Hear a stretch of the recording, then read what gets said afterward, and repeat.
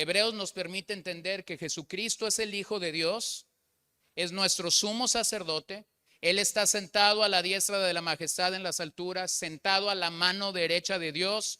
Desde allí intercede por nosotros y gobierna sobre todas las cosas por el poder de su palabra.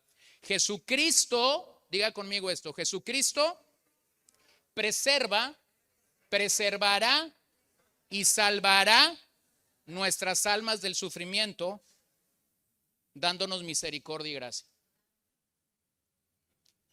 Ahora, esto es fácil predicarlo,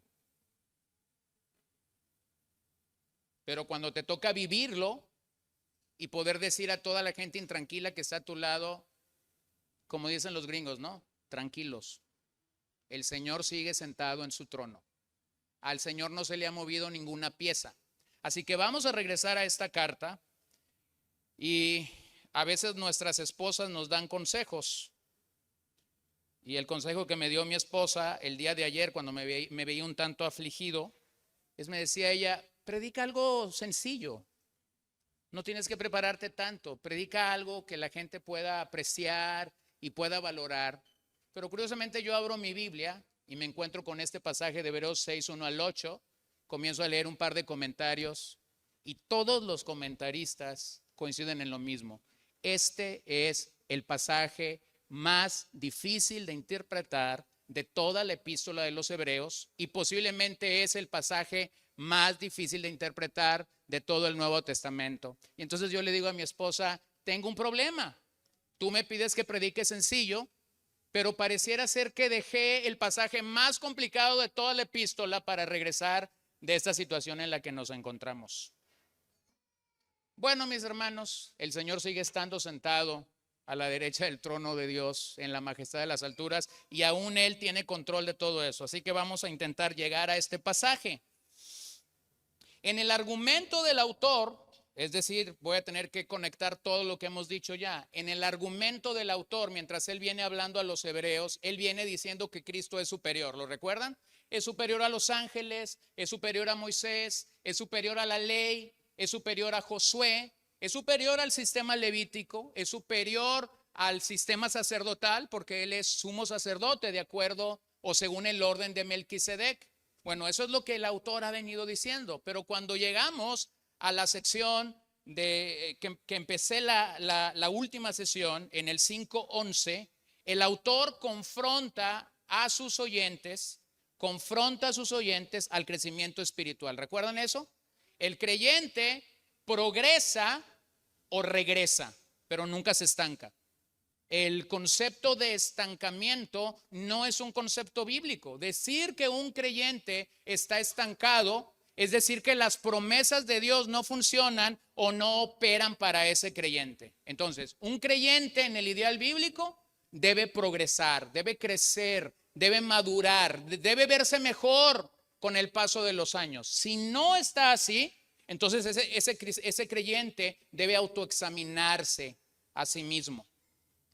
En la segunda parte de ese capítulo, del 6:4 al 8, lo que el autor hace es advertir a los creyentes con respecto a la apostasía. Y finalmente en este capítulo, del verso 9 al 12, lo que el autor va a hacer es animar a los creyentes.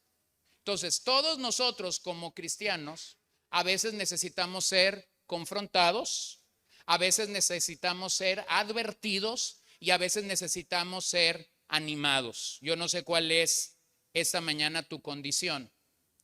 Si necesitas ser confrontado, advertido o animado. Pero de lo que el autor está hablando, y estoy haciendo el contexto porque ya me introduje diciéndoles que este es un pasaje difícil de interpretar. Entonces necesito hacer el contexto para esto. De lo que el autor está hablando entre el capítulo 5 y todo el capítulo 6 tiene que ver con la santificación de los creyentes. Lo que el autor está queriendo es que estos hermanos puedan madurar, puedan crecer, puedan ser santificados por el Espíritu Santo. Entonces, el enfoque del capítulo no es salvación. El enfoque del capítulo es santificación. Antes de lo que vamos a leer esta mañana, el autor ha llamado a los cristianos a madurar, a progresar, a crecer en el Señor. Después de estos versículos, el autor sigue animando a estos cristianos a que puedan seguir caminando y creciendo de acuerdo a la fe que el Señor nos ha dado. Entonces veamos los primeros tres versos. Los primeros tres versos. No hay bosquejos y no tengo presentación, así que abra su Biblia y sígame. Bueno, me van a ayudar aquí con los pasajes, yo creo. Hebreos 6, versos 1 al 3. Por tanto, nuevamente, aquí está la bisagra. Por tanto une lo que se ha dicho al final del capítulo 5 con lo que se va a decir en el capítulo 6. ¿Qué se nos ha dicho al final del 5? Necesitas madurar, necesitas crecer, necesitas dejar los rudimentos, necesitas dejar la infancia espiritual atrás. Por tanto, dejando las enseñanzas elementales acerca de Cristo, avancemos hacia la madurez, no echando otra vez el fundamento del arrepentimiento de obras muertas y de la fe en Dios, de la enseñanza sobre lavamientos, de la imposición de manos, de la resurrección de los muertos y del juicio eterno. Y me encanta el verso 3. Y esto haremos, ¿qué dice? Si Dios lo permite.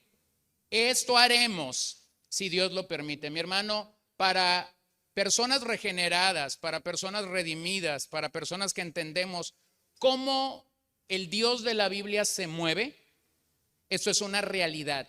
Nada de lo que tú y yo hacemos pasa sin que Dios lo permita. No hay una sola cosa que tú puedas hacer que Dios no permitas. Si desayunaste huevos con machaca como yo, o si desayunaste un cereal, o si desayunaste una avena, eso está dentro del permiso de Dios. Bueno, para agregar eventos, un día antes de que saliera de Guadalajara, yo pasé a una gasolinera, llené mi tanque de gasolina, chequé mis llantas, y cuando la persona que estaba checándome las llantas sacó la manguera de la última llanta, no sé por qué no me gustó como lo hizo. No le dije nada claramente, pero no me gustó como jaló la manguera. Al día siguiente iba a llevar al aeropuerto a mi tía y a dos de mis hijas para que vinieran acá, y la llanta estaba totalmente desinflada. Es decir, cuando él jaló la manguera, dañó la válvula de la llanta. No estaba ponchada, pero simplemente no tenía aire. Había que cambiar la válvula. Bueno, y entonces yo entro, y cuando entro estoy diciendo gracias, Señor, y mi esposa me dice, ¿qué te pasó? Le dije yo, mi llanta está totalmente baja. Y interpreto una cara de como decir, pero ¿por qué entonces estás dando gracias a Dios? Bueno, le dije, es muy sencillo, me pudo haber pasado ahorita que voy a agarrar el tráfico de periférico rumbo al aeropuerto y pudo haber sido otro accidente. Bueno, no fue así. ¿Por qué? Porque Dios permitió que la llanta se desinflara en un periodo de 8 o 9 horas que el carro estaba totalmente parado. Entonces, para un verdadero creyente, esto de que si Dios lo permite es algo que verdaderamente alienta, da descanso, da confort, da confianza. Entonces, vean cómo el autor continúa el argumento que ha empezado en el capítulo 5 acerca de que el cristiano debe progresar en su vida espiritual. Nuevamente, esto apunta a la santificación, esto apunta a la madurez cristiana, no está apuntando a la salvación, porque nosotros no podemos hacer nada para ser salvos. Se lo vuelvo a decir, nosotros no podemos comprar la salvación, ¿cierto? Nosotros no podemos alcanzar la salvación por portarnos bien o por ser morales. Nosotros no alcanzamos la salvación por venir a la iglesia. Nosotros somos salvos, como dice la Escritura, por gracia, por medio de la fe, y esto no de nosotros, sino es un don de Dios. ¿Para qué es así? Para que el único que se lleve la gloria sea ¿quién? Sea el Señor. Entonces, si el pasaje te está llamando a crecer y a madurar, entonces el pasaje no está hablando de salvación, sino de santificación. Así que el autor introduce 6 fundamentos de la vida cristiana. Estos fundamentos de la vida cristiana tienen su antecedente en el Antiguo Testamento. Yo sé que a veces una lectura rápida de Hebreos no nos permite ver esto. Una lectura rápida del libro de Hebreos, una lectura de Hebreos 5:11 al 6:2 no nos permite entender el texto. Estos no son fundamentos como nosotros los hemos entendido, porque por ejemplo aquí habla de la fe y del arrepentimiento de obras muertas, y la versión 60 traduce la palabra bautismos. Entonces, cuando un lector del Nuevo Testamento que no tiene contexto de la carta comienza a leer esto, interpreta que esto apunta al arrepentimiento, a la fe en Cristo para salvación, al bautismo por inmersión trinitario, a la imposición de manos cuando estamos enfermos. Bueno, entonces, déjame quebranto ese paradigma. No habla de eso el pasaje. ¿Quiénes eran los lectores de la carta de los Hebreos? Eran judíos que estaban abandonando el sistema levítico pasado. Lo que el autor les está diciendo es: dejen atrás eso. Pareciera ser que para el autor la vida de infancia de estos creyentes era el Antiguo Testamento y la vida de madurez era la nueva relación que tenían en Cristo como sumo sacerdote. Entonces, estos fundamentos que están aquí realmente son antecedentes que ellos tenían en el sistema levítico, cosas que ellos practicaban en el sistema levítico, a los que el autor les dice: avancen. Hay algo más adelante, hay algo más a lo que debemos de proseguir. Ahora, en la lectura de todo el Nuevo Testamento, nosotros podemos entender que en el Antiguo Testamento tenemos sombras, tenemos el viejo pacto, pero ahora en Cristo tenemos una relación perfecta. De acuerdo a Hebreos 1, Cristo es la última o la final revelación de Dios. Así que el llamado que el autor está haciendo aquí es a no quedarnos con las nociones pasadas del Antiguo Testamento. Ahora, ojo con esto. No estoy diciendo que somos antinomianos, es decir, no estoy diciendo que estamos en contra de la ley completamente, pero tenemos que ser claros. La ley era la sombra. El antiguo pacto era la sombra. El antiguo pacto era el prototipo de muchas cosas. ¿Qué es la realidad? Bueno, hay un antes y después de la obra de Cristo en el Calvario, ¿cierto? De hecho, Cristo en el Antiguo Testamento tiene muchos prototipos. Hay muchas figuras que apuntan a Él, pero cuando Él viene y muere por nosotros, esas figuras comienzan a cumplirse. Así que la audiencia original que venía del judaísmo tenía la tentación de quedarse allí, de quedarse entendiendo los bautismos, plural, bautismos como el Antiguo Testamento lo practicaba, de quedarse entendiendo la imposición de manos como el Antiguo Testamento lo practicaba, de quedarse entendiendo acerca del juicio eterno o de la resurrección final como el Antiguo Testamento lo interpretaba. Esa era la tentación. Pero el autor entonces los llama a dejar las sombras para avanzar a la realidad. Ahora, ojo, dejar las enseñanzas elementales de Cristo no significa abandonar a Cristo. Significa simplemente avanzar hacia un conocimiento mayor. Significa simplemente avanzar hacia una idea o un entendimiento cada vez más clara de la obra de Cristo. Por lo tanto, la idea del autor literalmente es que debemos de ser llevados a la madurez espiritual. Somos llevados a la madurez espiritual. Los cimientos en un edificio son necesarios ¿cuándo? Solo cuando se va a construir. Tú puedes decir en tu casa: voy a pintar la casa, ¿cierto? ¿Ocupas remover los cimientos para pintar tu casa? Tú ocupas decir: ya me enfadé de esta pared, la voy a tumbar y voy a poner aquí no sé qué, un cristal, o voy a abrir una puerta por aquí. ¿Ocupas quitar los cimientos? No. Si tú dices: ya me enfadé de esta sala, se la voy a regalar a fulano de tal y voy a ir a Liverpool y me voy a comprar otra, no me van a pagar nada por eso, ojalá. Pero todo ese tipo de cambios no requiere que los fundamentos sean quitados, ¿cierto? Bueno, aquí dejar los fundamentos no significa abandonar los cimientos. Simplemente significa que hay algo más que ellos deberían de agregar, y lo mismo pasa con nosotras. Las 6 enseñanzas que aquí se dejan eran aceptadas al 100% por el judaísmo.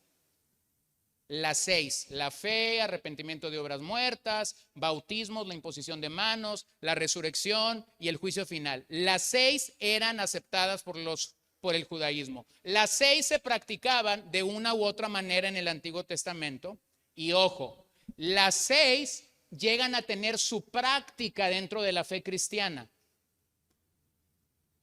Entonces lo que ustedes ven aquí es como el autor coloca coplas o las une en dos para que podamos entenderla. Copla número 1, dice el autor, no echando otra vez el fundamento del arrepentimiento, de obras muertas y de la fe en Dios. Bueno, entender arrepentimiento y entender la fe en Dios nos presenta en la práctica cristiana un resumen del Evangelio. Un resumen del Evangelio es este, ¿verdad? Necesitamos fe para venir al Señor, necesitamos arrepentimiento de todas nuestras obras anteriores. La palabra que se traduce como obras muertas en griego es necraerga y significa una palabra muy interesante, rituales inútiles, actos que conducen a la muerte.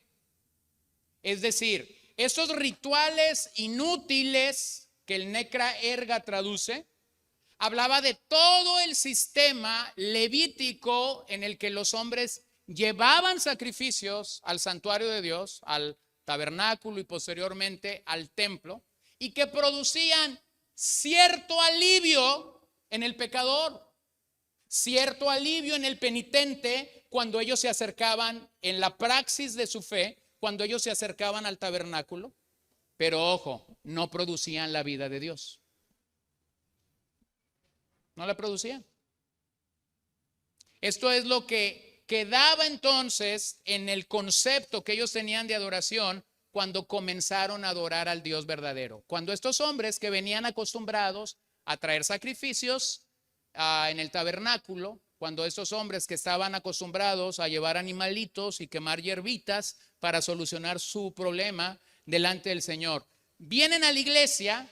Y entonces los apóstoles, los predicadores comienzan a decirles, el sacrificio de Cristo es suficiente. Ellos se veían tentados. ¿Por qué? Porque estaban acostumbrados a llevar este tipo de sacrificios al santuario. Pablo lo dice en Romanos 6:21. ¿Qué fruto tenían entonces en aquellas cosas de las cuales ahora se avergüenzan? Porque el fin de esas cosas, dice Pablo, es muerte. Es decir, caminar en el sistema levítico, hacer todo lo que la ley decía con respecto a los sacrificios, no producía vida. Vean en Hebreos 9, versos 13 al 14. Porque si la sangre de los machos cabríos y de los toros y la ceniza de la novilla rociada sobre los que se han contaminado sacrifican para la purificación de la carne, ¿cuánto más la sangre de Cristo, quien por el Espíritu eterno, él mismo se ofreció sin mancha a Dios, purificará nuestra conciencia de obras muertas para servir al Dios vivo? Entonces vean el contraste en la carta a los Hebreos entre el sacrificio de Cristo que produce vida y el sacrificio externo de los sacrificios que finalmente producía muerte. Ahora, hay que reconocer algo. En nuestros días, algunas cosmovisiones del cristianismo moderno marginan la idea del arrepentimiento. Algunas visiones de la fe cristiana en nuestros días no ven como un elemento indispensable de la fe salvadora el que un pecador se arrepienta. De tal forma que cuando el pecador se aproxima a la iglesia y le pregunta al predicador o le pregunta al laico o le pregunta al cristiano de a pie, ¿qué debo de hacer para ser salvo? Muchas veces el único elemento que nosotros damos es cree. Bueno, aquí dice, arrepiéntete y ten fe en el Señor. ¿Qué necesitamos hacer? Dijeron en el día de Pentecostés. ¿Qué necesitamos hacer, Pedro? ¿Se acuerdan la respuesta de Pedro? Arrepentíos. A Pedro no dijo solamente cree. Ahora, ¿Por qué crees que el evangelio que es predicado de esta manera solamente cree? ¿Por qué crees que vende? ¿Por qué crees que vende? Porque creer no conlleva el hecho de arrepentir. Arrepentir conlleva dolor. Arrepentir conlleva muerte. Arrepentir conlleva un cambio de vida, un cambio de actitud. Creer no. Creer no. Entonces, lo que está en la palestra, en labios del autor a los hebreos, es la necesidad de arrepentirnos. La escritura enseña que no hay fe auténtica sin arrepentimiento. Véalo en Marcos 1:15. El tiempo se ha cumplido, decía, y el reino de Dios se ha acercado. Arrepiéntanse, labios de Jesús y la misma proclama de Juan el Bautista, arrepiéntanse y crean en el evangelio. Si al evangelio yo le quito arrepentimiento y solo tengo creer, entonces no hay dolo. Entonces no hay dolor del penitente para venir y reconocer, realmente soy un pecador que necesito a un Salvador. Si solamente es creer, lo que tú necesitas es un sentir o una idea de afirmar algunas declaraciones del evangelio. Véanlo en labios de Pablo en Hechos 20:21.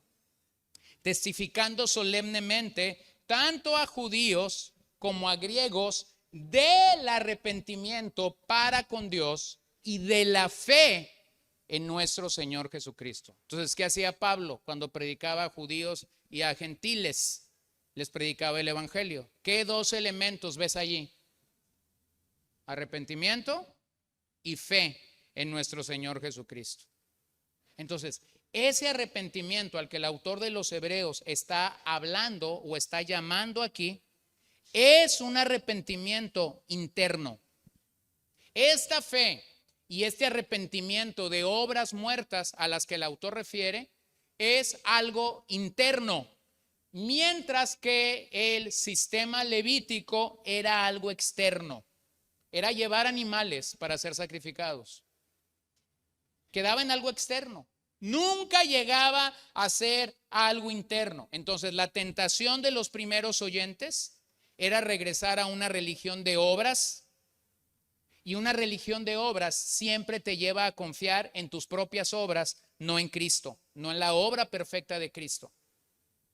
Por lo tanto, somos llamados a dejar todo tipo de religión que comunica que nuestras obras pueden lograr algo. No, no es por obras. Efesios 2, para que nadie se gloríe. Número 2, la segunda copla que tenemos ahí, dice el autor, de la enseñanza sobre lavamientos de la imposición de manos.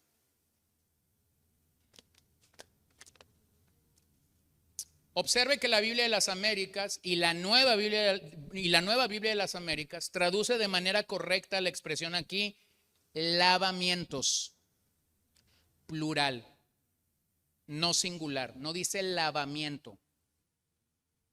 Y eso es importante por una razón. Eso es importante por una razón, porque apunta a la práctica que el judaísmo tenía de purificar tazas, platos, manos, el cuerpo. Por eso en el tabernáculo había un lavacro, porque los sacerdotes cuando ofrecían sacrificio se ensangrentaban, la grasa les botaba. Y el Señor había incluido en los 9 elementos del tabernáculo un lavacro como un medio de limpieza para los sacerdotes. Entonces, ellos practicaban no un tipo de lavamiento singular, los judíos practicaban un tipo de lavamientos plural, porque había varias cosas que ellos hacían para tratar de mantenerse puros delante del Señor. Entonces, vuelvo al mismo señalamiento que ya hice. Esta palabra, lavamientos, que traduce adecuadamente las dos versiones que ya dije, en la versión Reina Valera 60 aparece como bautismos. Si usted trae una nueva 60, una Reina Valera 60, la palabra ahí es bautismos. Entonces, un lector que no tiene el contexto del pasaje, llega allí y cuando lee bautismos, ¿en qué crees que piensa? En el día que se bautizó. Y no es lo que el autor está diciendo allí. Lo que el autor está diciendo ni apunta al bautismo cristiano, y cuando habla de la imposición de manos no apunta a la ordenación de alguien al ministerio como lo conocemos el día de hoy en la práctica de la iglesia. Lavamientos allí apunta a lavados ceremoniales y la imposición de manos que era practicada en el Antiguo Testamento como parte integral de su fe. Algunas versiones, como la que leímos, traducen bautismos en plural. Y la mejor traducción sería ritos de limpieza. La Nueva Biblia lo traduce como lavamientos. Esto coincide con lo que más tarde el autor a los Hebreos dice, 10:22. Acerquémonos con corazón sincero, en plena certidumbre de fe, teniendo nuestro corazón purificado de mala conciencia y nuestro cuerpo lavado con agua pura. O sea, ellos entendían que el cuerpo tenía que ser lavado con agua pura de manera externa para ser vistos bien delante del Señor. O véanlo en Hebreos 9:10, ya que tienen que ver solo con comidas y bebidas y diversos lavamientos, ordenanzas para el cuerpo impuestas hasta el tiempo de reformar las cosas. Entonces, había un concepto en el Antiguo Testamento de lavamientos que nada tiene que ver con el bautismo para la salvación. Entonces, el Antiguo Testamento tenía muchas señales externas. Esas señales apuntaban a un corazón, pero ahora tenemos la limpieza interior. ¿En quién tenemos limpieza interior? En Cristo. Ya no en el sistema sacrificial. Ahora, el término que nosotros como cristianos conocemos como bautismo, es decir, el bautismo por inmersión, el bautismo trinitario, el bautismo que nosotros practicamos para arrepentimiento y para presentar a otros creyentes que nuestra fe es viva y que está delante de Dios claramente. Cada vez que se usa en el Nuevo Testamento, se usa una palabra singular, no plural. Entonces, cuando aquí dice bautismos o lavamientos, no está apuntando al bautismo cristiano. De hecho, es la única vez que esa palabra aparece en el Nuevo Testamento. Y está en un contexto de hablar a gente que está viendo cómo se practicaba en el Antiguo Testamento. Ahora, recuerden algo, los judíos también bautizaban prosélitos. No sabemos claramente cuándo empezó esa práctica, pero vean entonces cómo es esto. Bautizaban prosélitos, tenían rituales de limpieza exterior para aparentemente estar bien delante de Dios. Ahora piensen en la imposición de manos. La imposición de manos en el Antiguo Testamento se usaba para varias cosas. Para bendecir, para consagrar, pero mayormente la imposición de manos se usaba cuando tú llevabas un sacrificio al tabernáculo. Tú no ibas a morir, ¿cierto? El penitente no moría. ¿Quién moría? El animalito. ¿Y qué crees que hacía el penitente para comunicar su pecado al animal? ¿Qué crees que hacía? Imponía las manos. Se acababa. Yo pecaba, me compraba un animalito que la ley dijera, como la ley dijera, ponía mis manos sobre él y entonces se lo entregaba al sacerdote para que él lo sacrificara. Entonces, observan, les está diciendo, tienen que dejar su concepto de lavamientos, de bautismos y su concepto de imponer manos para crecer en una relación clara con Cristo, con Cristo. Claramente la práctica del Nuevo Testamento de imponer manos incluye varias cosas. Cuando esto se comienza a practicar en el Nuevo Testamento, ya no hay una imposición de manos sobre los animales. Se imponen manos para bendecir, los apóstoles impusieron manos para sanar, se impusieron manos para comisionar a alguien a la obra misionera. En el libro de Hechos vemos que para recibir el Espíritu Santo y algún tipo de dones espirituales. Ya no se practica como se practicaba en el Antiguo Testamento. ¿Lo ven?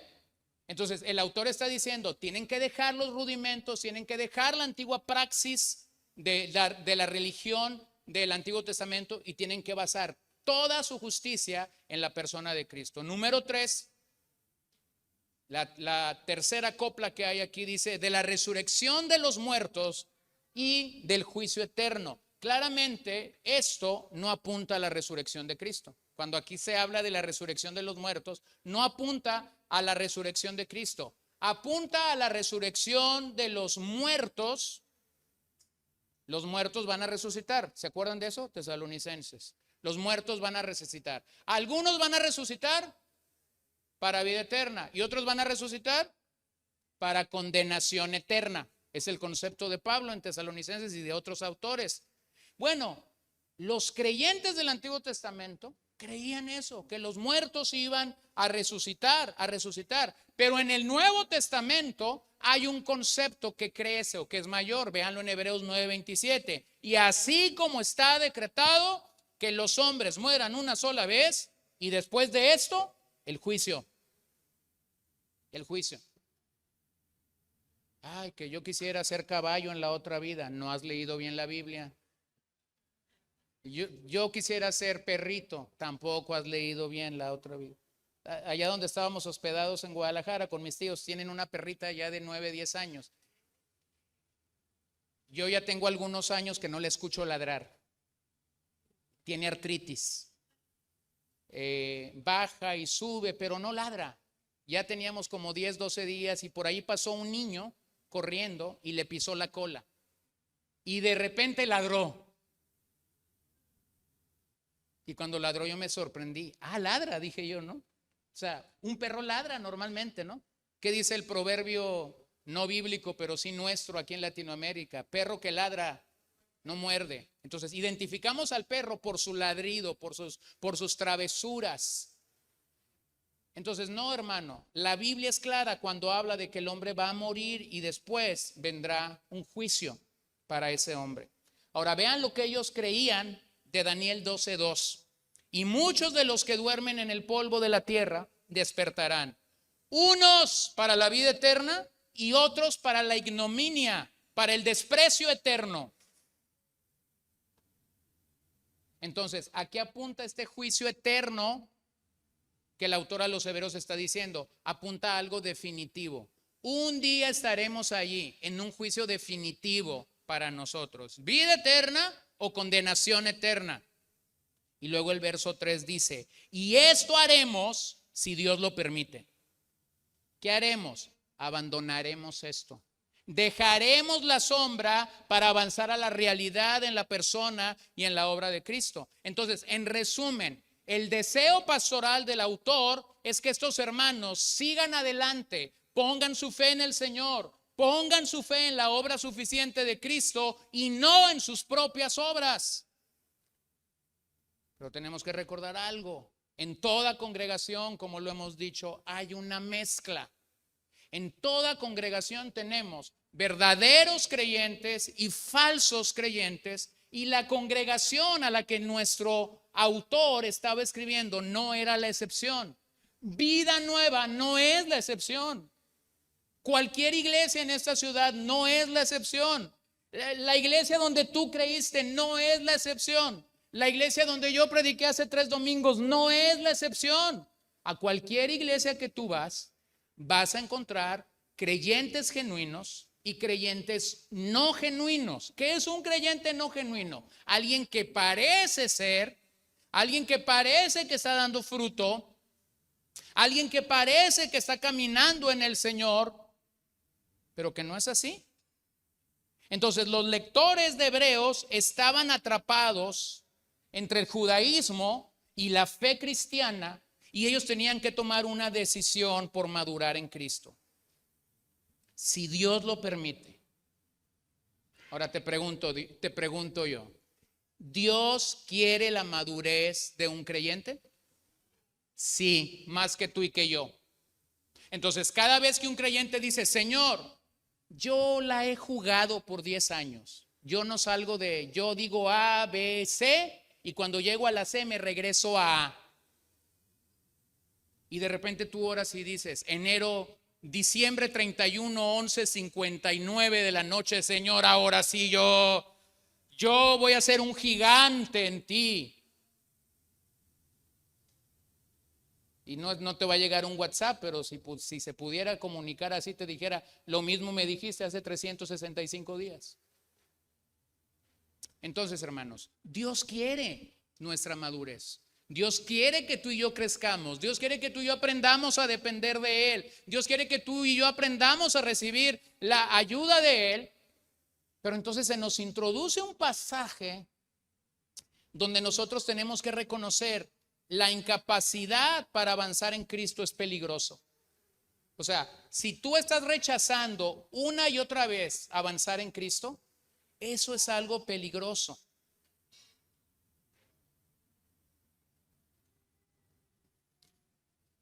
Es como cuando aprendimos a andar en bicicleta. Bueno, primero estaba el papá o la mamá detrás de nosotros con técnicas muy raras, unos amarrados con cuerdas, otros doblados con la ciática ahí doliendo. Otros decimos, si va a aprender y los aventamos a la primera, ¿no? Son técnicas diferentes. Pero rápidamente cuando aprendes a andar en bicicleta, tú llegas a una lógica. Y la lógica dice lo siguiente: si dejas de pedalear, te caes. Y no ocupa ser muy madurito para eso. Aquí había un niño, estaba chiquito, y el papá de su mico un día le preguntó, lo llamó por su nombre y le dijo: Toto, ¿ya aprendiste a andar en bicicleta? Sí, le dijo, es bien fácil. Si dejas de pedalear, te caes. Entonces yo volteo a verlo, le veo un raspón en un codo, le veo un raspón en la pierna, le veo otro raspón en la rodilla, y yo dije, aprendió por experiencia. O sea, eso de que si dejo de pedalear me caigo, es porque en la práctica se había caído muchas veces. Bueno, si un creyente deja de pedalear, se va a raspar. Se va a raspar. Entonces llegamos a este pasaje muy difícil de interpretar. Y hermanos, me quiero acercar a este pasaje y lo tengo que decir con mucha humildad.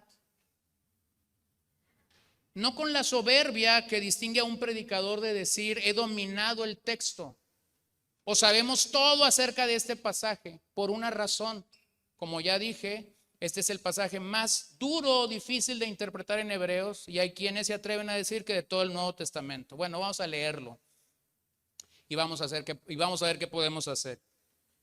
Porque en el caso de los que fueron una vez iluminados, que probaron del don celestial y fueron hechos partícipes del Espíritu Santo, que gustaron de la buena palabra de Dios y los poderes del siglo venidero, pero después cayeron, es imposible renovarlos otra vez para arrepentimiento, puesto que de nuevo crucifican para sí mismos al Hijo de Dios y lo exponen a la ignominia pública. Ahora voy a regresar a la clase 1 o a la enseñanza 1 de Hebreos. Si yo leo este pasaje sin el contexto de la carta, si yo leo este pasaje como un lector que llego ahí y simplemente lo leo, voy a llegar a conclusiones erradas. Porque si yo agarro este pasaje suelto, sin ver todo lo que ya hemos visto acerca del sumo sacerdocio de Cristo, entonces yo voy a atentar contra la doctrina de la salvación. Y la doctrina de la salvación, escuche bien esto, no está expresado únicamente en este pasaje. De hecho, vuelvo a decir, el apartado que estamos del 5:11 al 6:20 no habla de salvación. ¿De qué habla? De santificación. El creyente está siendo llamado a santificarse. El creyente está siendo llamado a santificarse. Yo no puedo llamar a un pecador a santificarse. ¿Cuál es el llamado que un cristiano debe hacerle a un pecador? Arrepentimiento, salvación. O sea, yo no le puedo exigir a un pecador que sea santo, que no lo va a hacer, no tiene la vida de Dios. Entonces, Hebreos no está hablando aquí de salvación. Hebreos está hablando aquí de la santificación de los creyentes antes de llegar al verso 4 y a partir del verso 9 sigue hablando de santificación. Y en el 6, 19 al 20 nos recuerda que Cristo es el ancla que todos nosotros como creyentes tenemos. Este pasaje tiene un paralelo allí mismo en la carta a los Hebreos, que no voy a llegar a él, pero el pasaje paralelo a Hebreos 6, 4 al 8 es Hebreos 10, 26, 31. Pareciera ser que el autor vuelve a repetir la misma idea. Vuelve a repetir la misma idea. Pero el predicador, el autor de los Hebreos, parece ser que quiere inocular temor en aquellos que contemplan la posibilidad de regresar al camino antiguo. ¿Cuál era el camino antiguo? El sistema levítico. Entonces, el autor usa una advertencia como para causar temor entre los lectores que estaban contemplando la posibilidad de regresar al sistema levítico. Observen la expresión que está ahí. Es imposible. Verso 6, pero después cayeron. Es imposible renovarlos otra vez para arrepentimiento. Esa expresión es imposible se repite 4 veces en Hebreos. La primera, en el 6:6, es imposible renovar el arrepentimiento. La segunda, en el 6:18, es imposible que Dios mienta.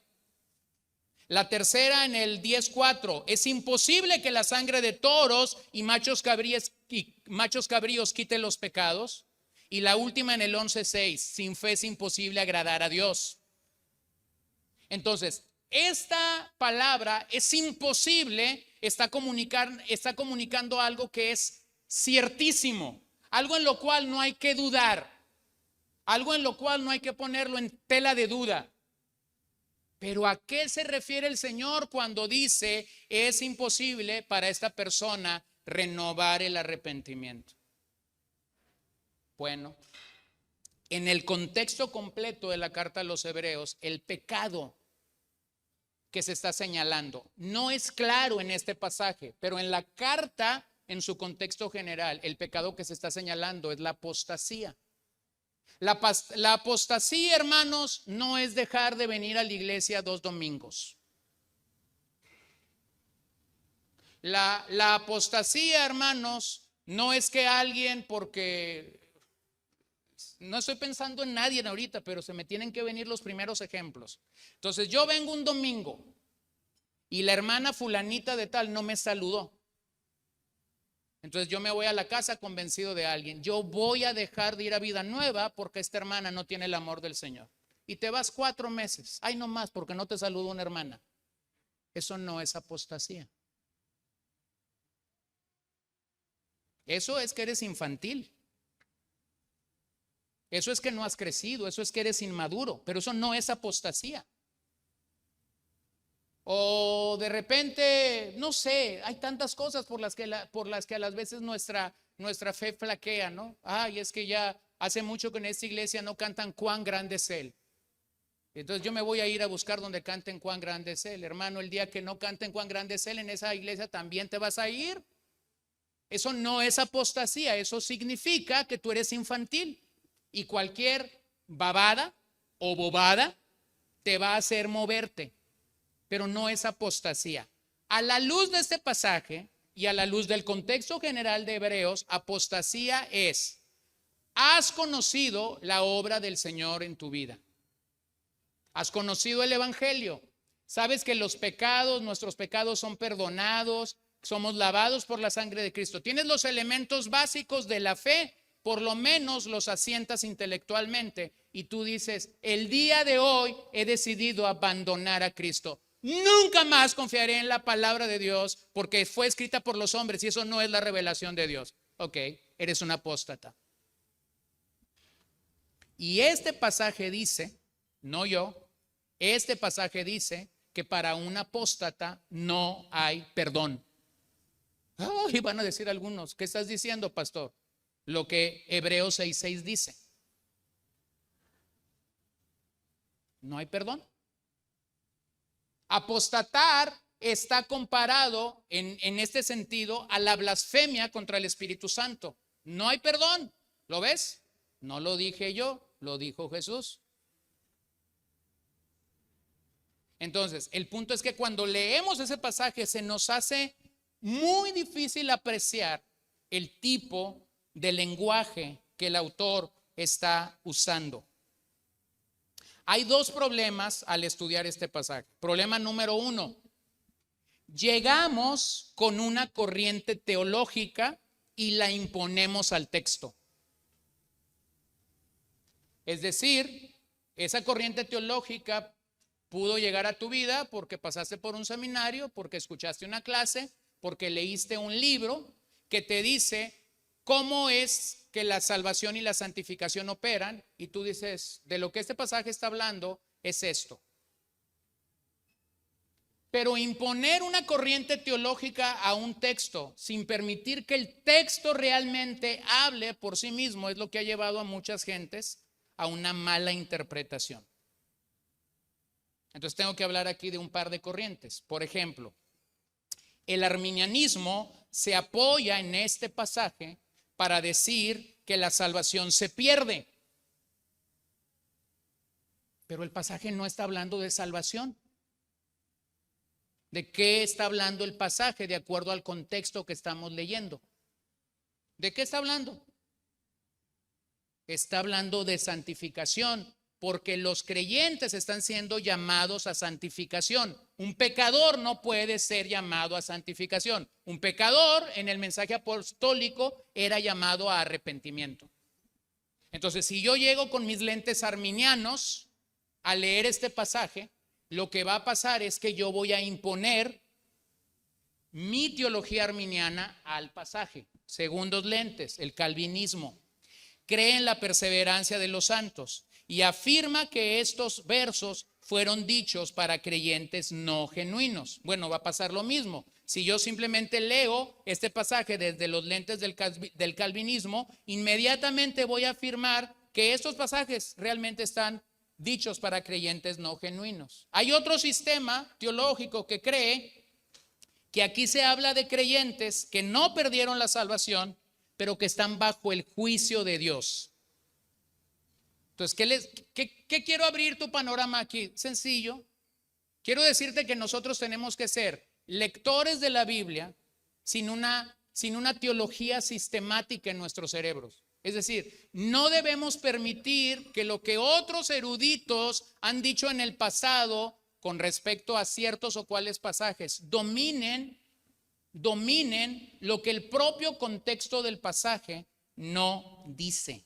Entonces tenemos un problema cuando nuestro bagaje teológico manda sobre nuestra interpretación bíblica. Tenemos un problema cuando nuestro bagaje teológico, lo que hemos aprendido en el pasado, me está dictando lo que este pasaje dice, sin yo permitir que el texto hable por sí solo a mí mismo. Entonces, primer problema que tenemos. Segundo problema que tenemos, la ambigüedad del vocabulario que usó el autor. El autor usa un vocabulario muy ambiguo en el original. Es decir, los arminianos pudieran tomar el vocabulario de este pasaje y apoyar lo que ellos creen. Los calvinistas toman el vocabulario de este pasaje y apoyan lo que ellos creen, porque el vocabulario en sí es muy ambiguo. No es claro. No es claro. Ahora, tengo que hacer una observación aquí. Hemos dicho que Hebreos hace una mezcla entre partes expositivas y partes exhortativas. ¿Sí? ¿Se acuerdan de eso? En los primeros capítulos era pura exposición, pero ahora estamos en la tercera advertencia, en la tercera parte exhortativa. En las partes expositivas, el autor explica todo lo que dice. El autor usa citas del Antiguo Testamento para explicarte todo lo que está diciendo y cómo funciona. Pero en las partes exhortativas no hay ese vocabulario claro que hay en las partes expositivas. Entonces el vocabulario es muy ambiguo. Escuchen lo que un comentarista dice acerca de esto. George Guthrie dice: debemos recordar que el pasaje o el género de este pasaje es la exhortación. Por supuesto, subyace teología bajo el material exhortativo, pero el principal objetivo de este pasaje es motivar a la acción, no tanto ofrecer una explicación teológica. Por ello el autor no define sus términos, ya que para este momento de la carta explicar los términos le es secundario. O sea, ¿qué quiere el autor hacer con Hebreos 6, 4, 8? Despertar la atención de sus oyentes. ¿Quiénes son sus oyentes? Una comunidad mixta, creyentes genuinos y creyentes no genuinos. Y el autor está queriendo despertar a esa audiencia para que piensen. Vean, como ya hemos dicho, el pasaje afirma la imposibilidad de restaurar a aquellos que han apostatado, aquellos que fueron iluminados, aquellos que fueron participantes de la bondad de Dios. Entonces surge la pregunta clara: ¿a quién pertenece esta advertencia? ¿A cristianos, a no cristianos o a ambos? Bueno, nuevamente vamos al contexto. Capítulo 2, no descuiden una salvación tan grande. Pareciera ser que muchos en esta iglesia no habían atendido la urgencia de la salvación y por esa razón estaban regresando al sistema levítico de adoración. Entonces vamos a pensar en las tres opciones. Yo sé que algunos ya dieron su respuesta rápida. Vamos a ver si esa respuesta rápida realmente es validada por el resto de las escrituras y no nada más por Hebreos 6, 4 al 8. Primera opción: estos eran seguidores genuinos de Cristo. Bueno, hay un par de términos que ahí se usan, pero pudiéramos pensar que había un grupo en ese lugar que se arrepintió, experimentó la unión con Cristo y con la iglesia, pero luego en el vocabulario de este pasaje cayeron. Si eso fuese así, esta es una advertencia terrible a que muchos creyentes abandonarán la fe. Si eso fuera así. Esta idea contradice no a uno, sino a muchos pasajes del Nuevo Testamento que dicen claramente que Dios guardará a los suyos. Entonces, nuevamente, leí Hebreos 6, 4, 8 y lo que ahora voy a hacer es ir al resto del Nuevo Testamento para considerar. Nosotros no podemos hacer una doctrina de Hebreos 6, 4 al 6, como en muchos lugares se hace. Porque nuevamente lo digo, Hebreos 6, 4 al 6 es una parte exhortativa, no expositiva. Es decir, el autor no está explicando lo que dice, el vocabulario es muy ambiguo. Entonces voy a ir al Nuevo Testamento a ver qué dice el Nuevo Testamento. Juan 5, 24. En verdad les digo, el que oye mi palabra y cree al que me envió, tiene, ¿qué tiene? Vida eterna y no viene a condenación, sino que ha pasado de muerte a vida. ¿Cómo es esa vida en el mensaje de Jesús que Juan está escribiendo? Es una vida eterna. Si es eterna, no se pierde. ¿No la puedes perder? Ok, déjenme avanzar. Juan 10, 27 al 29. Mis ovejas oyen mi voz, yo las conozco y me siguen. Yo les doy vida eterna y jamás perecerán, y nadie las arrebatará de mi mano.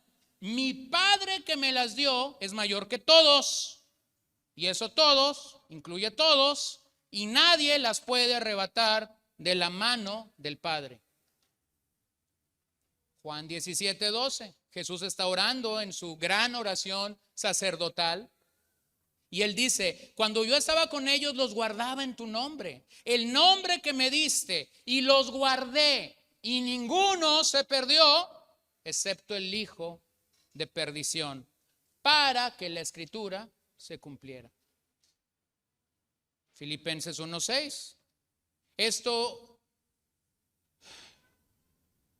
Filipenses 1:6.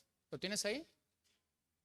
Estoy convencido precisamente de esto, que el que comenzó en ustedes la buena obra, la perfeccionará hasta el día de Cristo Jesús. Primera de Corintios 1, 6 al 8. Así como el testimonio acerca de Cristo fue confirmado en ustedes, de manera que nada les falta en ningún don, esperando ansiosamente la revelación de nuestro Señor Jesucristo. Él también los confirmará. ¿Hasta cuándo? Hasta el fin, para que sean irreprensibles en el día de nuestro Señor Jesucristo. Y no tengo tiempo de leer Romanos 8, 29 al 30, Romanos 8, 39, Romanos 11, 29, Primera de Pedro 1, 4, 5, Segunda de Tesalonicenses 3, 3 y muchas otras citas que aseguran la salvación de Dios sobre un genuino creyente o un creyente genuino. ¿Por qué estoy haciendo esto? Porque la hermenéutica, que es la ayuda que nosotros tenemos para interpretar textos difíciles, nos dice algo. Cuando un lector se enfrenta a un texto visible que es un tanto oscuro, necesita ir a pasajes que tienen mucha luz. Necesita ir a pasajes que son muy claros para comunicarte lo que te quieren decir. Entonces, en un texto tan difícil como el que tenemos aquí, en un texto que ha desatado tantas interpretaciones, mi hermano, haga su propio estudio de este texto, vaya e investigue y usted se va a encontrar que de este texto se tira para todos lados. Y si usted comienza a leer comentarios por aquí y por allá, va a encontrar que uno dice una cosa y otro dice otra cosa y otro dice otra cosa. Y todos, mayormente todos, son gobernados por su sistema de teología, no por la Biblia. Es decir, no lo validan con la escritura, lo validan con lo que algunos eruditos han dicho acerca de esto. Entonces, tenemos un pasaje oscuro, pero he leído pasajes que son muy claros acerca de cómo Dios va a preservar a los suyos. Entonces llegamos a una conclusión. La escritura nunca se contradice. Todos los pasajes que yo leí no están contradiciendo lo que Hebreos dice. Simplemente están brindando una luz que no tenemos en Hebreos, nos la están brindando para hablarnos de cómo el Señor va a preservar a sus santos. Si solo leo Hebreos, literalmente parecían indicar que el verdadero cristiano puede apostatar. Pero si leo todos los pasajes de Juan y de Pablo que yo he leído esta mañana, entonces yo descarto esa idea. Ahora vayamos a uno de Juan en la primera carta, 2:19. Ellos salieron de nosotros, pero en realidad no eran de nosotros. Porque si hubieran sido de nosotros, habrían permanecido con nosotros, pero salieron a fin de que se manifestara que no todos son de nosotros. ¿Cuál es el pecado al que Juan está señalando en primera carta de Juan? Apostasía. ¿Y qué dice Juan? ¿Por qué salieron de entre nosotros? Porque nunca fueron nuestros. Es decir, estuvieron con nosotros en la iglesia, pero nunca nacieron de nuevo, nunca experimentaron la regeneración, nunca maduraron. ¿Y por qué no maduraron? Porque un pecador no puede madurar. Un pecador primero necesita ser salvo.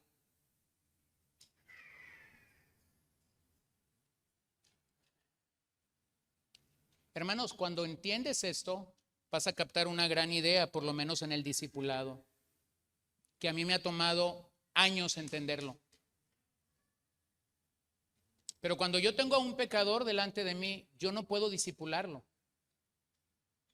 A veces mamás quieren enviarme a sus hijos y me dicen, pastor, necesito un discipulado. Y a los primeros 5 minutos me doy cuenta de algo. No necesita un discipulado, necesita salvarse y no puede por sí solo. Necesita ser salvo. Entonces en la iglesia hemos tratado de discipular a gente que no es salva. Y el discipulador a veces se frustra o se amarga queriendo discipular a alguien que no es salvo porque simplemente no avanza, no hay fruto. Entonces Juan comunica que quienes abandonan al Señor realmente nunca fueron salvos genuinamente. Sin importar lo que hayan hecho, sin importar lo que hayan dado, sin importar incluso si sirvieron o estuvieron en un lugar de liderazgo. Estas son personas que llegan a ser compañeros de viaje de los verdaderos cristianos, como el peregrino nos lo comunica, pero nunca estuvieron en el camino. Bueno, primera alternativa. Segunda alternativa, que esto sea una advertencia hipotética. Es decir, que esto sea algo que no está pasando, que no está sucediendo en el día de que el autor lo escribe, pero era una técnica retórica utilizada en el mundo griego para ofrecer una advertencia fuerte y clara de algo, pero que el autor sabe que no puede pasar. Regularmente este tipo de advertencias se hacían para buscar provocar a los oyentes a la acción. Nuevamente lo digo, La advertencia hipotética no es algo que está pasando, pero cuando se usaba era porque el autor tenía el temor de que se pudiera llegar allí. Si tomáramos esta opción como cierta, aún el creyente debería tomar esa advertencia con gran seriedad. El problema con esta posición es que el pasaje no te dice que es algo hipotético, como en la retórica griega comúnmente se decía cuando se hacía uso de ello. Número 3, es una advertencia real.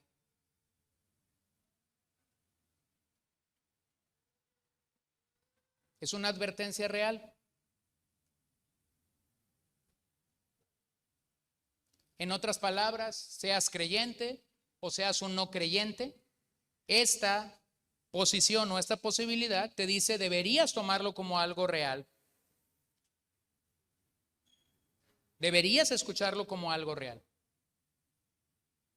Recordemos que los pasajes de advertencias en el libro de Hebreos, los 5 bloques de advertencia en el libro de Hebreos, como ya hemos dicho, son un medio por el que los creyentes son preservados por Dios y son estimulados a crecer en el Señor y a prestar mayor atención. Entonces yo creo que esta es la realidad operando en el pasaje. Es una advertencia real. Si tú eres un creyente no genuino, esto es una advertencia real para ti esta mañana. Si tú dices yo no soy salvo, esta es una advertencia real para ti esta mañana.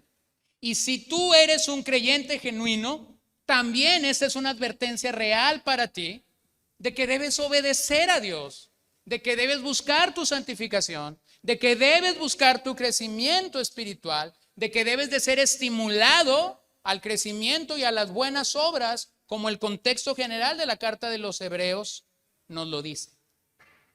Pero por si eso fuera poco, saber a quién le escribe, ahora tenemos una serie de participios en el texto que continúa, que incrementan un vocabulario muy ambiguo, que como ya dije, lo puede tomar una corriente teológica e interpretarlo de una manera, lo puede tomar otra corriente teológica e interpretarlo de otras maneras, ¿no? Aquellos que alguna vez fueron iluminados, aquellos que probaron el don celestial, aquellos que participaron del Espíritu Santo, aquellos que probaron la buena palabra y los poderes de la era venidera. Y aquí es donde todos están en un conflicto. Así que permítanme llegar a ellos rápidamente. Aquellos que fueron una vez iluminados. Bueno, hay algunos que dicen, claramente está hablando de gente salva. Permíteme recordarte que en las Escrituras nosotros tenemos el ejemplo de personas que oyeron de forma inicial el Evangelio. Respondieron de forma inicial al Evangelio, pero no creyeron realmente. Caso específico, Simón el Mago, Hechos capítulo 8, parecía que era salvo, ¿no? Pero cuando ve que Juan y Pedro vienen y comienzan a imponer manos y la gente comienza a recibir el Espíritu Santo, se vuelve loco. Y él dice, yo quiero este poder, dámelo. Y entonces Pedro le dice, perece. Es decir, estaba ahí en el culto.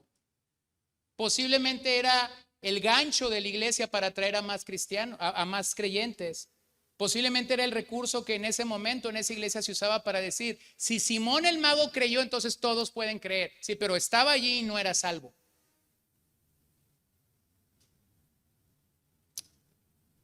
La palabra iluminado ahí no es equivalente a salvación. Podemos considerarlo como percepción intelectual. Hay otro caso en el Antiguo Testamento, Balaam, Números 24. Tuvo la revelación especial de Dios, pero cuando la Biblia lo presenta al final, lo presenta como el brujo Balaam. Te pregunto, ¿has conocido gente que puede asentar algunas cosas muy importantes del Evangelio y que nunca fueron salvos?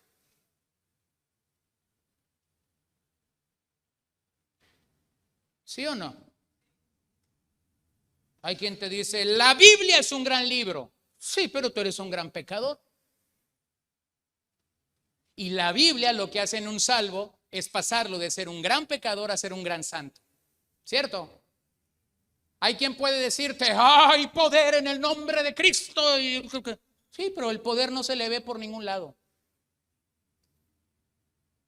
Hay quien puede cantar 10 coritos y se lo sabe perfectamente, pero a la forma o en la manera de expresar, si realmente esa iluminación va a alcanzar para más, no le alcanza para más.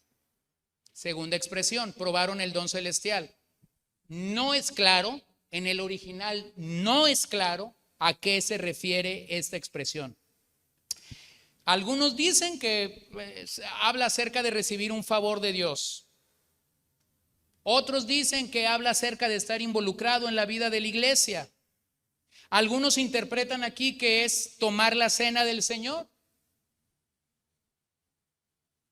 No es claro en el original. Pero lo que sí vemos claramente en la procesión que hay aquí es que nada de esto está teniendo un efecto salvador que perdura. Tercer cosa que dice, tercer participio, participaron en el Espíritu Santo. Bueno, algunos interpretan que esto es como que demostraron algo de la obra que es atribuida al Espíritu Santo. En otras palabras, parecen creyentes. Otros dicen que posiblemente habla de gente que ha visto milagros físicos.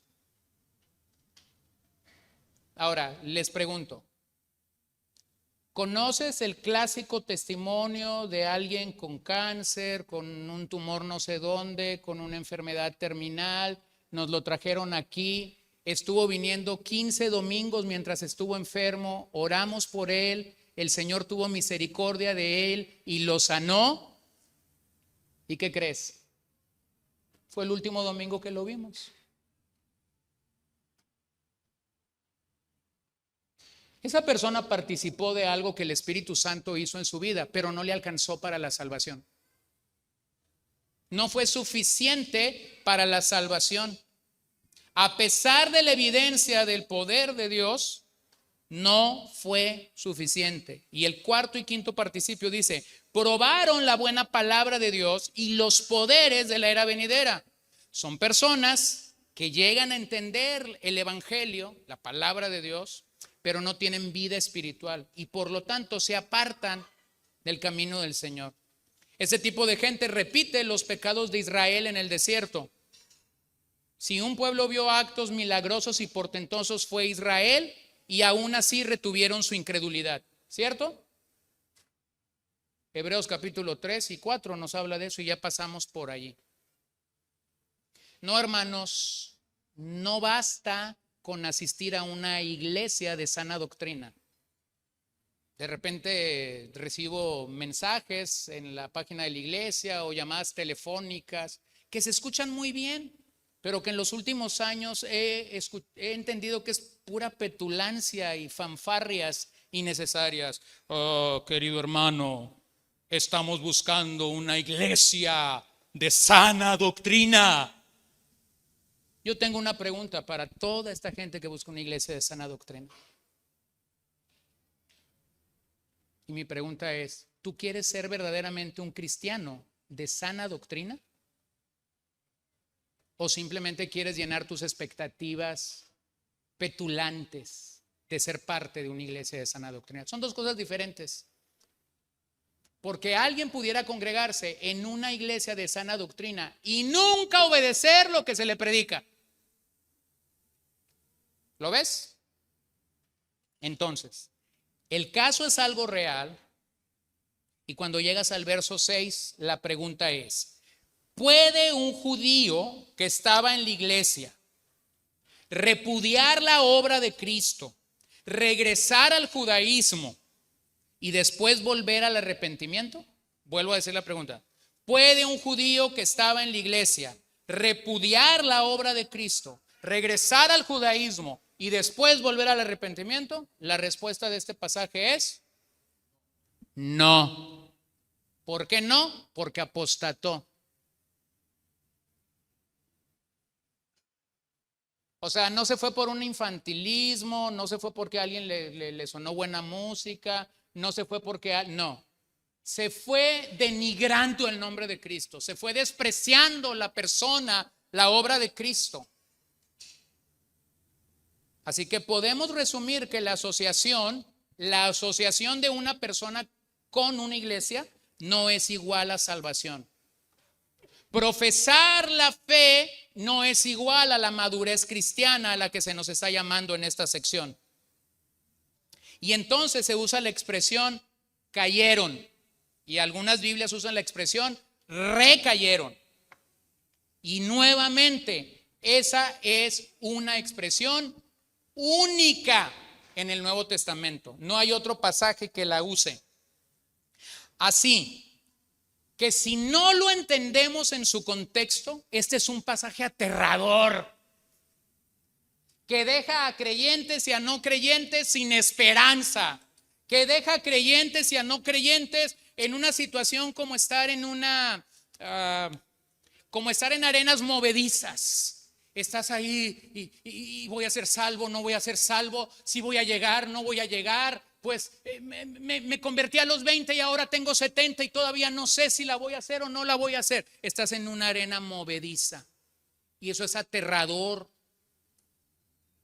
Pero no es de lo que habla este pasaje, hermanos. Este pasaje habla de un alejamiento, de un desprecio de la persona de Cristo después de haber hecho profesión pública, de vivir en la iglesia, de incluso servir, de incluso mostrar signos de querer crecer. De repente esa persona se aparta de Cristo, denigra el nombre de Cristo, comienza a decir cosas como lo que ustedes predican no es cierto porque el Dios de la Biblia del Antiguo Testamento es perverso, no es amoroso, que no has leído todas estas guerras. Esta apostasía es sinónimo de derramar nuestro desprecio sobre Cristo y por eso dice el autor es volver a crucificar a Cristo. Este pecado que se señala no es desobedecer un mandamiento, no es dejar de venir a la iglesia, es un menosprecio por Cristo. Teniendo previamente la información del evangelio, decides rechazar a Cristo. Como dice Hebreos 10:29. ¿Cuánto mayor castigo piensan ustedes que merece el que ha pisoteado bajo sus pies al Hijo de Dios y ha tenido por inmunda la sangre del pacto por la cual fue santificado y ha ultrajado al Espíritu de gracia? Vuelvo a insistir, hermanos, esta es una parte exhortativa, no expositiva, por lo que no se nos da una explicación. Todo parece indicar que esta persona no desea arrepentirse de su condición presente, por lo tanto no hay perdón para él. El pecado es apostasía. La apostasía reduce al Hijo de Dios y siembra que otros lo deshonren. Y lleva a que otros puedan ver la ignominia pública. Ignominia pública ahí se traduce no como una duda interna de la obra de Cristo sobre tu vida, sino el rechazo completo y contundente de alguna profesión que alguna vez se realizó. Entonces, ¿cuál es el resumen de esos versos? Hebreos 6 del 4 al 6. Estas personas están en grandes apuros porque están bajo el juicio de Dios. Terminemos versos 7 y 8 rápidamente. Porque la tierra que bebe la lluvia, que con frecuencia cae sobre ella y produce vegetación útil a aquellos por los cuales es cultivada, recibe bendición de Dios.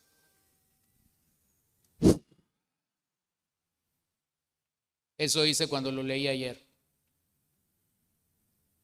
Después de un pasaje tan duro, después de una condenación tan dura, escucha lo que dice el 7. Porque la tierra que bebe la lluvia, que con frecuencia cae sobre ella y produce vegetación útil a aquella por los cuales es cultivada, recibe la bendición de Dios.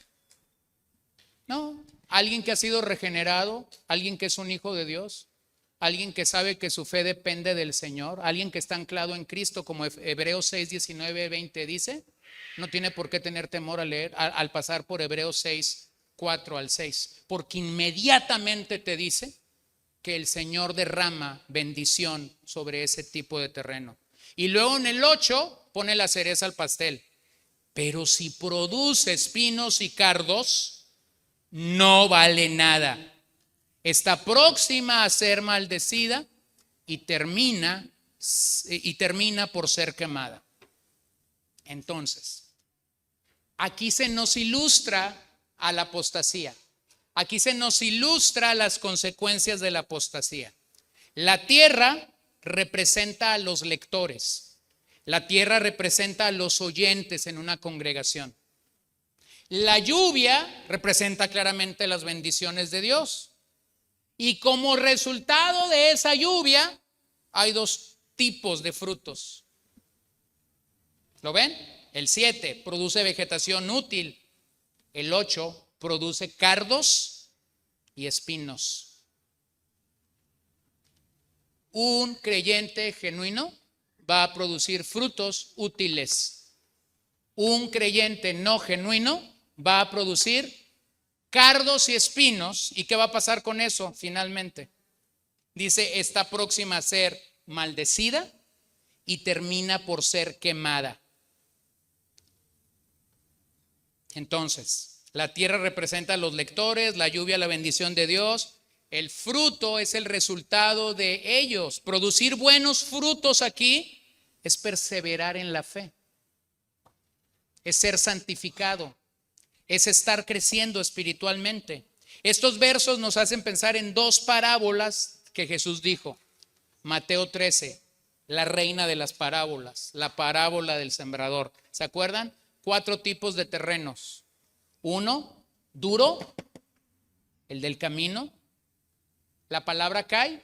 ¿Y qué pasa con esa semilla que cae? Rápidamente el maligno viene y la quita. Es de él. Ese terreno comunica que esa persona es un hijo de Satanás. Tierra número 4, tierra buena, que cuando la semilla cae produce fruto a 30, a 60, a 100%. Tierra buena, hijos de Dios.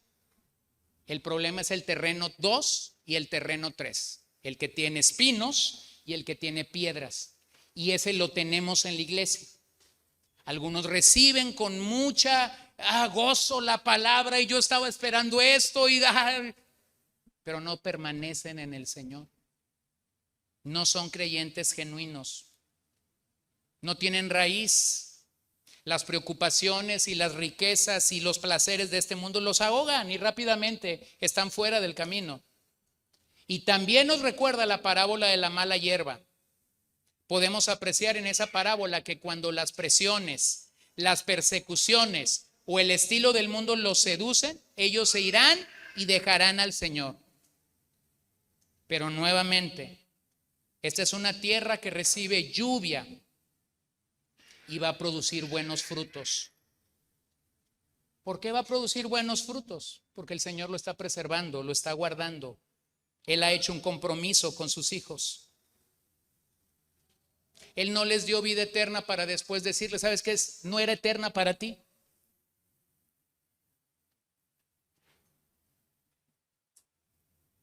Él no da vida eterna a uno de sus hijos para después retirársele y decirle, no, ¿sabes qué? No te portaste como yo quería, no aprendiste los 6 versículos de Hebreos que el pastor va a preguntar la próxima semana y entonces yo te voy a quitar la vida eterna. No opera así. No opera así. Estos que están dando frutos están recibiendo la lluvia, la bendición del Señor y el Señor los está guardando, preservando. La salvación tiene efectos presentes y futuros que son inevitables.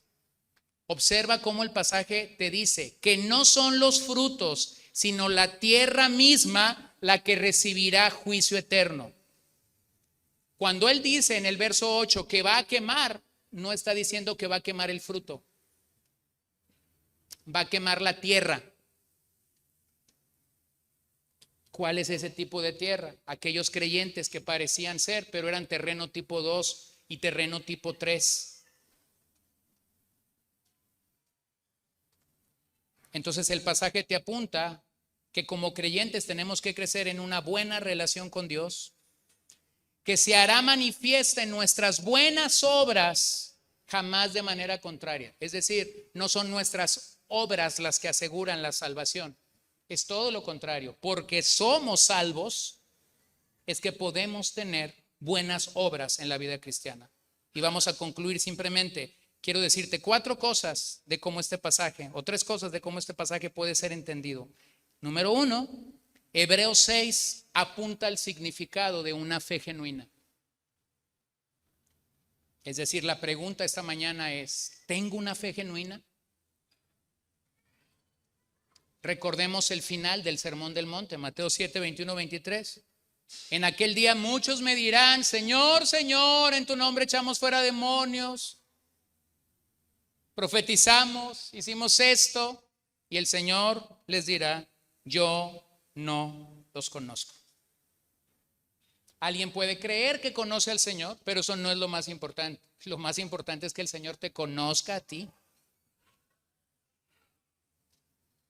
Es como cuando tu hijo va a ir a un lugar y tú sabes que un hombre de importancia en ese lugar va a estar allí. Y preséntatele y dile que fulano de tal te manda.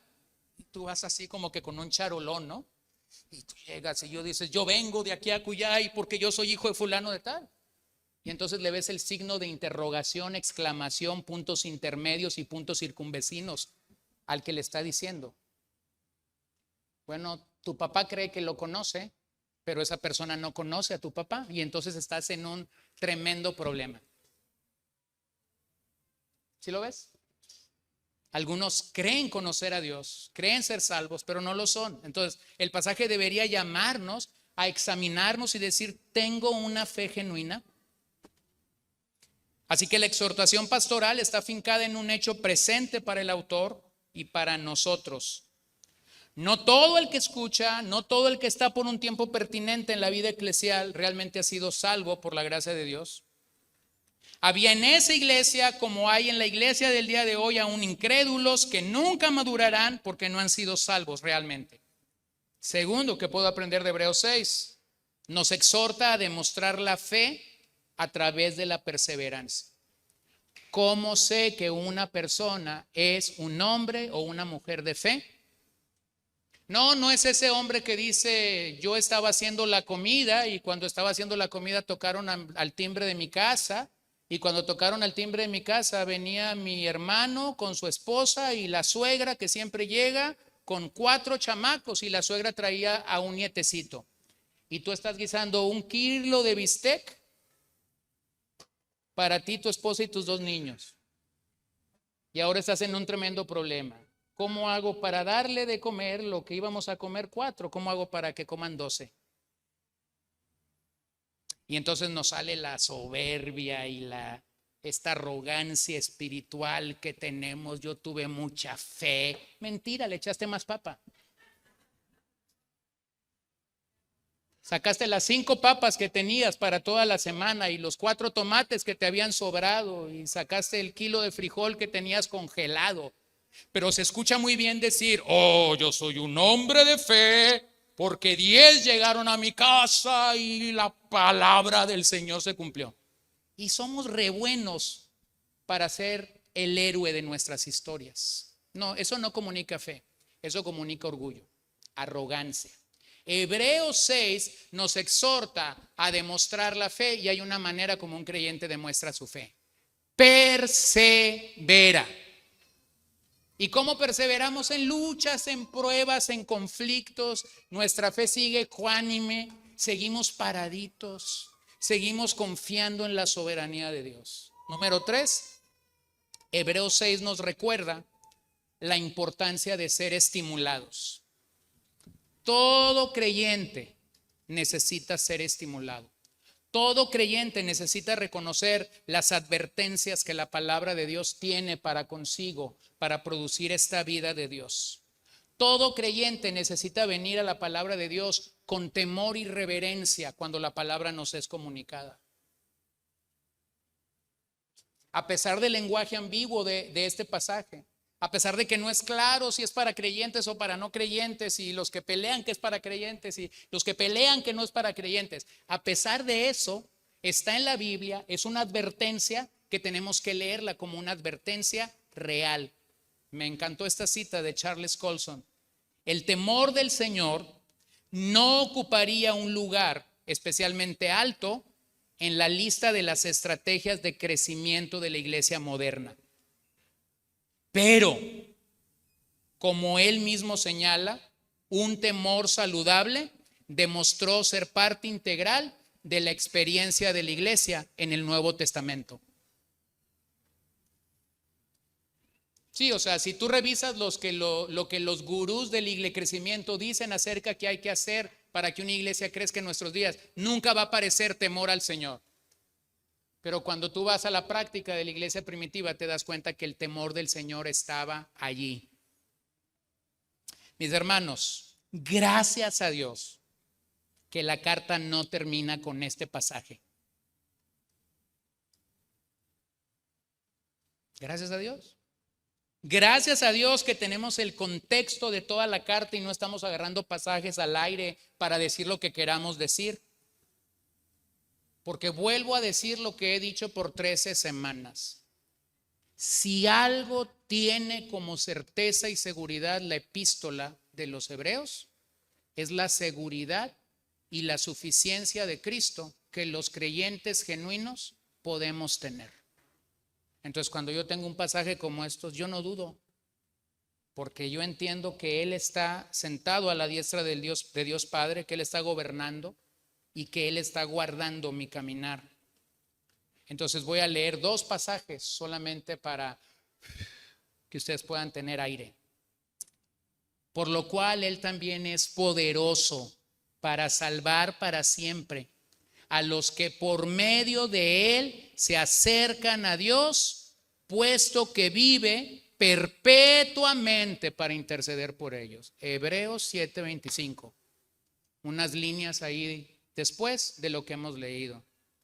Hebreos 10:14.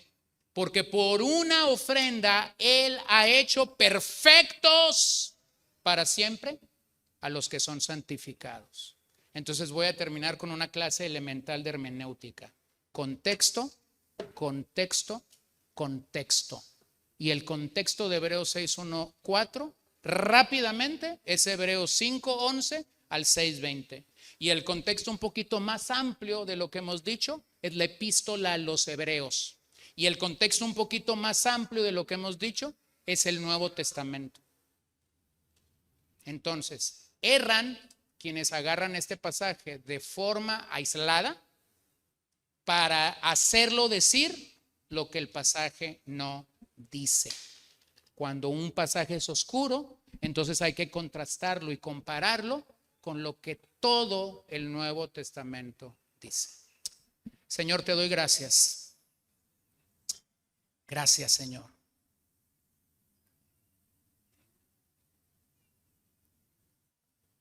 Gracias.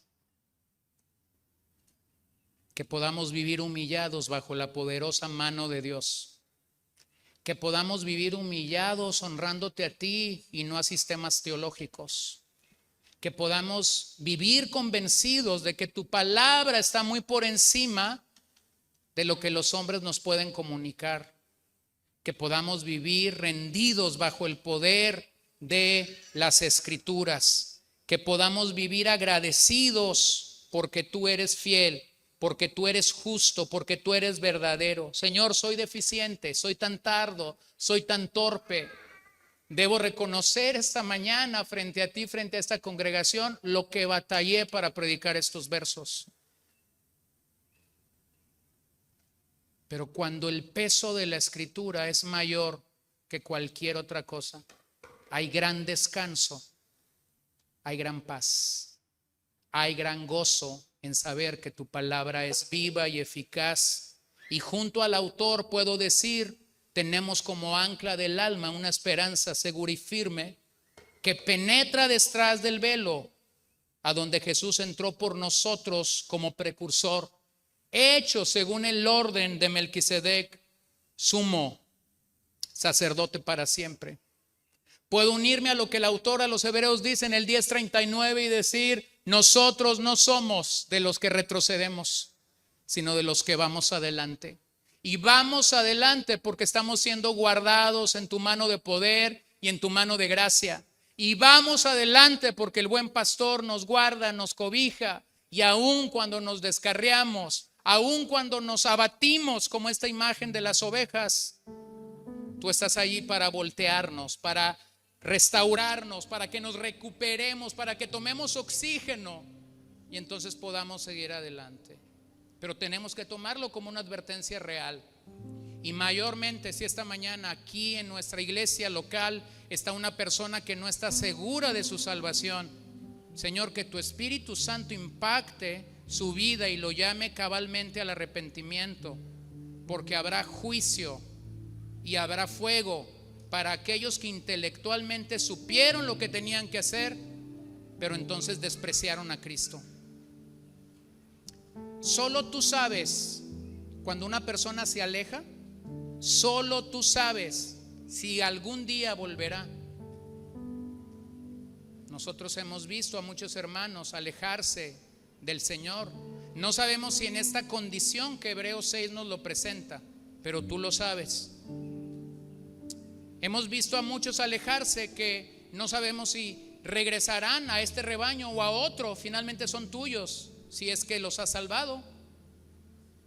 Pero entonces quisiéramos ahora rogarte, Señor, que aquellos que se han apartado de la fe, no como este pasaje dice, no apostatando, sino porque están en conflicto en sus mentes, porque posiblemente han abrazado el pecado, que allí donde estén, tú los llames nuevamente, Señor, tú los atraigas a ti, el buen pastor los atraiga.